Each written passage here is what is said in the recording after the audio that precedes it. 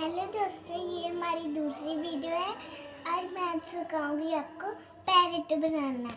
आपको पहले पहले 5 बनाना है ऐसे, फिर आपको ऐसे बनाना है, फिर आपको ऐसे उसकी आँख बना के ऐसे बना के फिर ऐसे कर कर फिर इसे यहाँ से भर के इसे यहाँ से कर दो ऐसे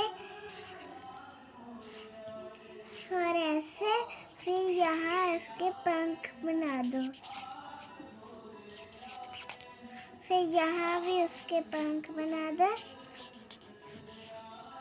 फिर यहाँ उसकी डंडी बना दो। ये बन गया हमारा तोता। नमस्कार।